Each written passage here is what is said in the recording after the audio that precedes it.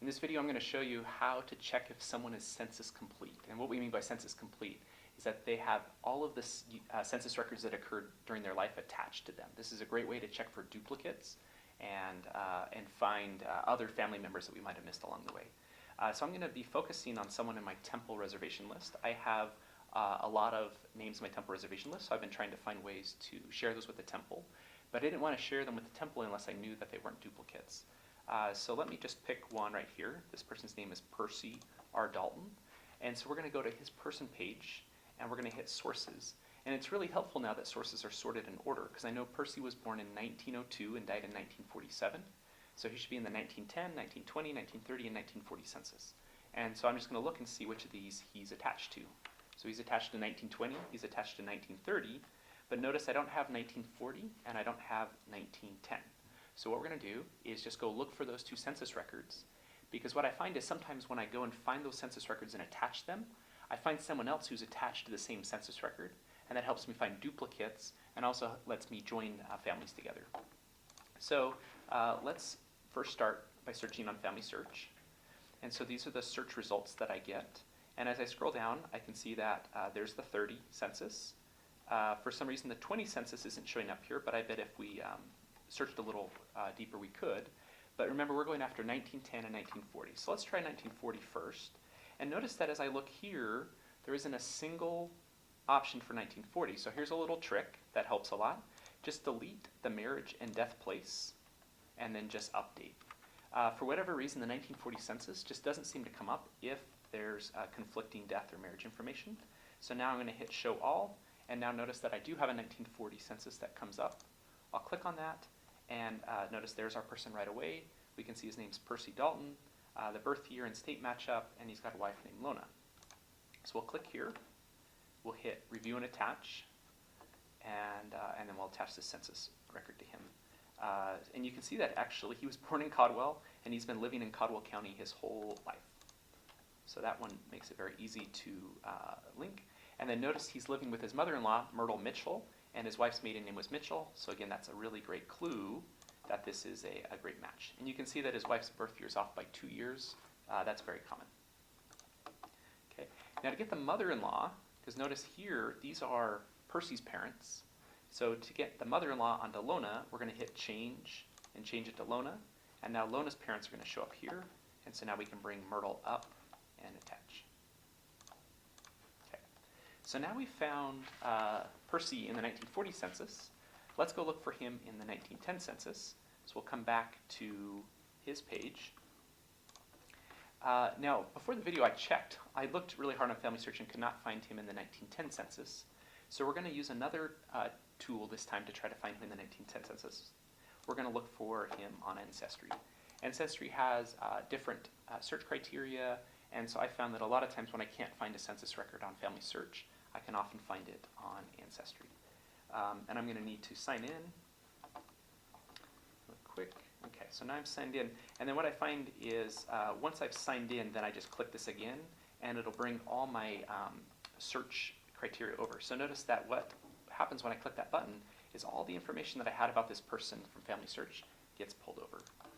Okay, and then we can kind of scroll down, and here we have him in 1920, here we have him in 1930, here we have him in 1940. So you can see those 3 census records that we found on Family Search.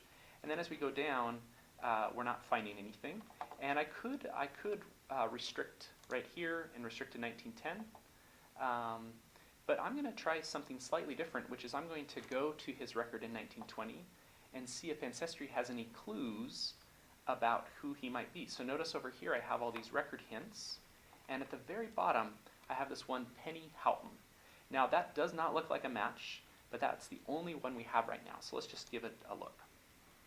So here we have Penny Houghton living in the right place, Caldwell, Kentucky. Has a mom named Nanny, a dad, this is kind of an interesting record because you've got Penny, Irma, Georgia. So what I'm going to do now is I'm just going to look at these side by side. And I'm going to do it a little quicker than I would in real life because I actually took a look at this beforehand and was able to confirm that this is a match. And I'll just show you some of the clues for why that is. But let's actually pull this up in SourceLinker then. So all I'm going to do is over here I'm going to refine my search. And I'm just going to type it in exactly how it shows up over there on Ancestry. So I'm going to get Family Search to find that record. Okay, so I'm going to hit Penny Houghton, and I'm going to pull this up in SourceLinker. And I love SourceLinker because it allows me to compare all the family members side by side, and I can see how things line up. So you can see here, Penny Houghton lines up with Percy Dalton in terms of the birth year and month, living in the right place.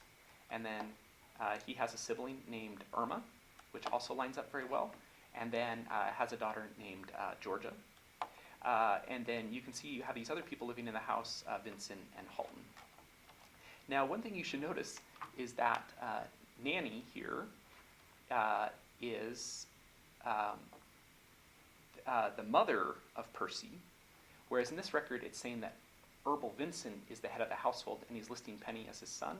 In fact, what happened is if you look at the original record, you can see what's happening here.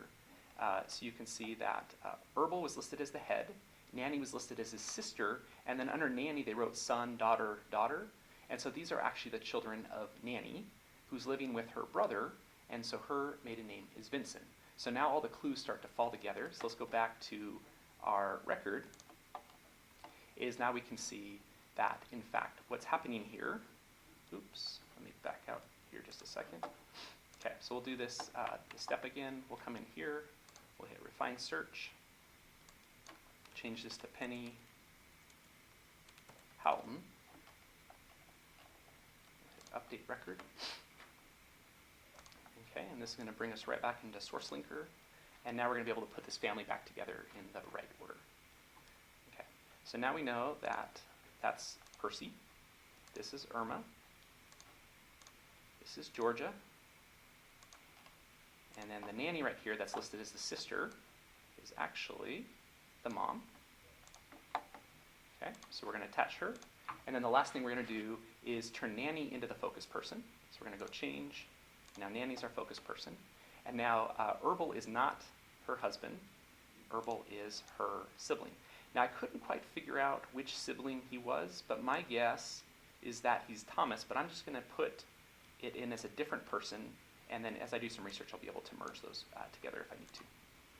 So now I have her sibling Herbal, and then finally the last step will just be to merge in or attach the mom. So I can come up here, and you can see here's Mary Moore, 1859, and I'm going to pull this up. And so this is a case where the index was pretty different, and so it was actually really hard to tell that this was his 1910 census record, but by using the whole family, I was able to attach. And so at this point now, Percy is census complete, and so I feel much more comfortable about sharing him with the temple. And so I'm going to come in here, and I'm going to hit share and share with the temple, and I'm going to pass those along. And it's just because I have a lot of ordinances that I'm working on that I'd love to share these with other people, and especially since Ordinance Ready now taps into that temple reservation list, I feel very comfortable that someone very closely related to Percy is going to be able to do that work and have a great experience. So try this out. Feel free to leave us any comments. But the key message we have here is that before you do temple work, it's really helpful to try to find all the censuses during that person's life. Now you won't be able to do this because there's people that don't show up in the census, but it'll give you a really complete picture of the person's life. It'll let you find any missing family members and just make sure there's no duplicates.